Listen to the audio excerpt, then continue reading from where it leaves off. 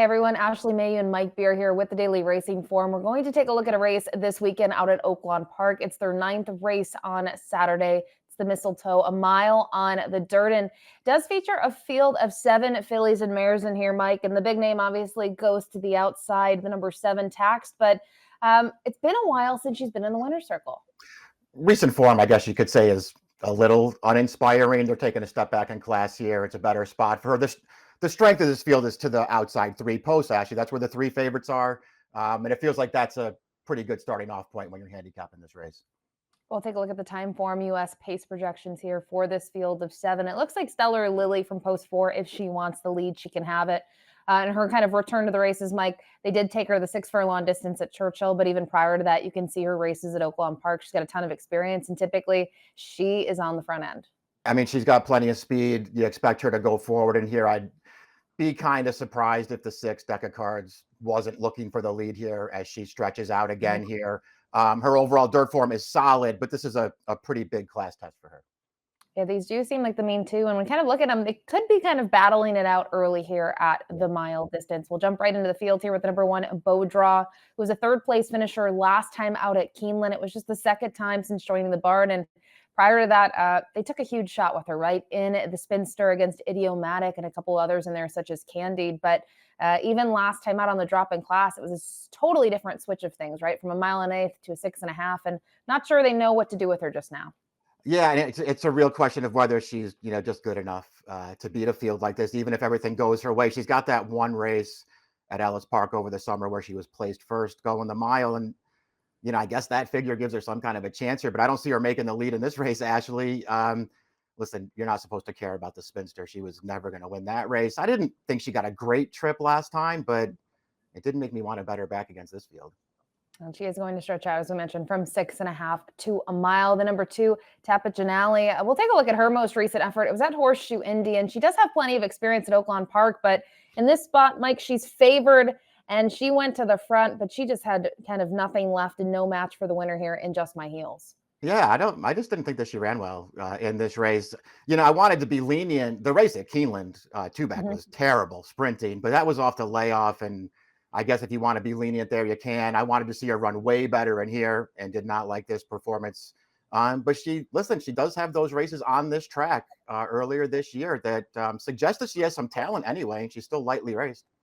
Yeah, I guess the concern is she probably needed the race at Keeneland, and obviously Beau Draw was 3rd in there. We just talked about her, and you would have expected her stretching out to take a step forward, especially at Horseshoe Indy, and she didn't. Mind you, maybe it was a little bit of a quick turnaround for her. She's been on the shelf once again, so she's a little intriguing, in my opinion, getting back to Oaklawn, where she's run some of her best races, even though none of them have been winning ones. The number 3, Wildwood Bye, up next here for Scott Becker, was 3rd last time out, fresh off the freshening, but I think the big thing when you look at the mare, and I'll leave it to you, is probably just needing to prove herself against much better.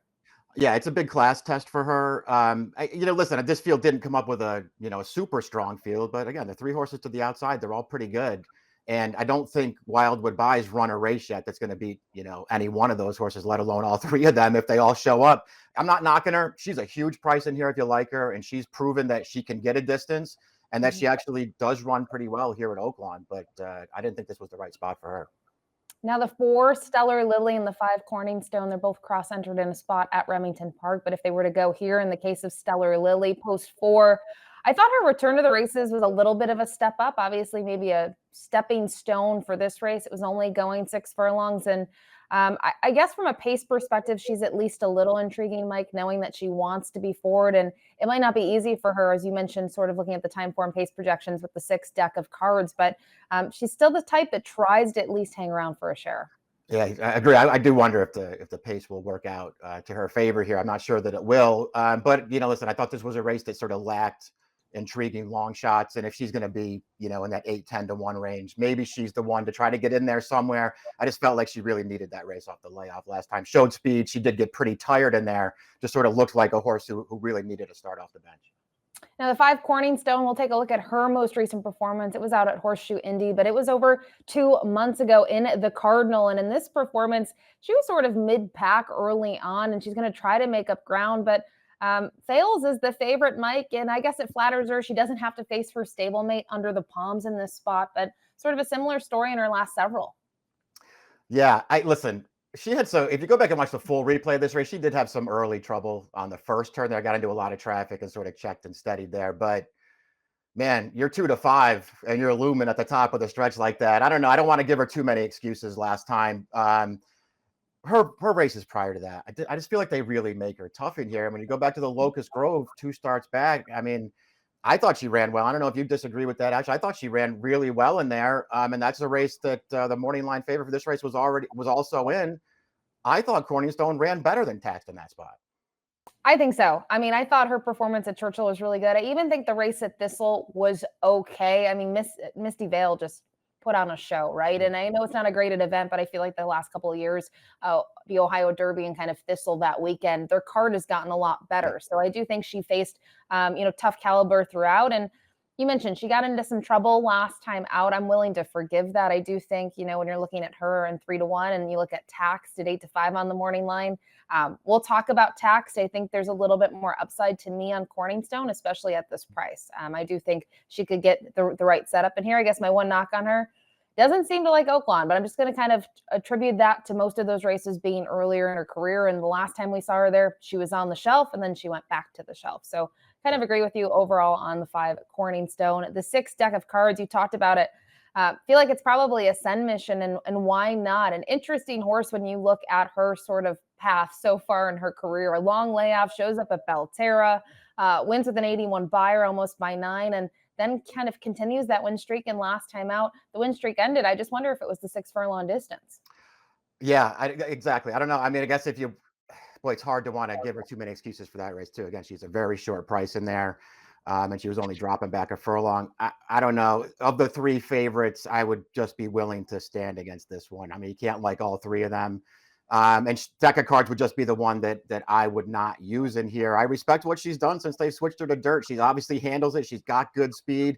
She's proven that she can get the mile. So I don't think you're that worried about distance with her either. I'm not completely sold on her, Ashley, and she is going to take money in here.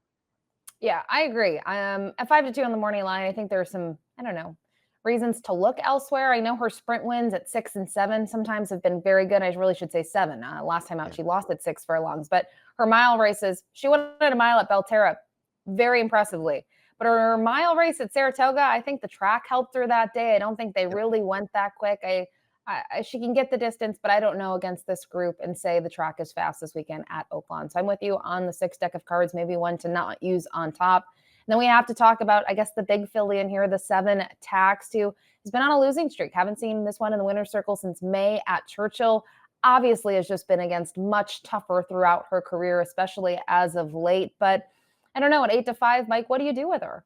Yeah, I don't know. I mean, I'm not like way against her in here. I understand that she's lost a few races in a row, but these are the Fleur de Lis and the Locust Grove. She was never going to win those races. Even the race, the Groupie Doll at Alice, she didn't run great in there, but I did think she had a little bit of an excuse there, getting in a little tight through the stretch.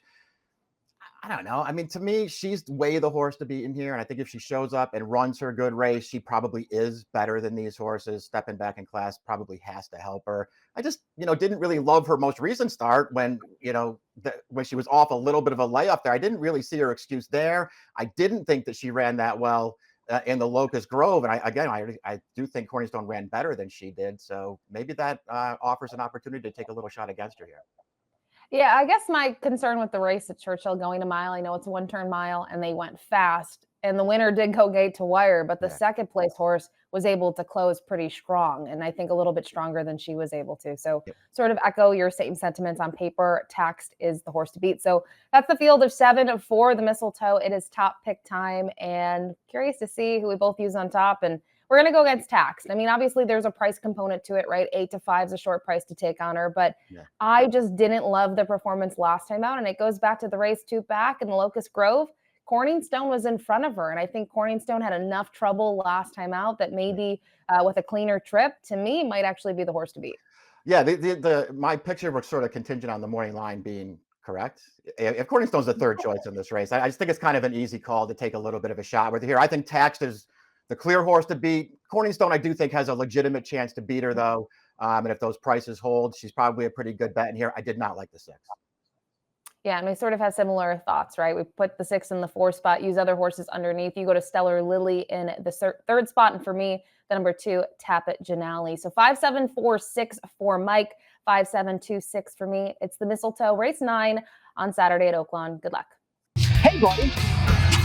Let me tell you something. If you really enjoyed this great content, just click the like and subscribe button right here. And if you enjoy the race of the day, stakes, previews, and lots more starring me, please click right here. You're not gonna regret it.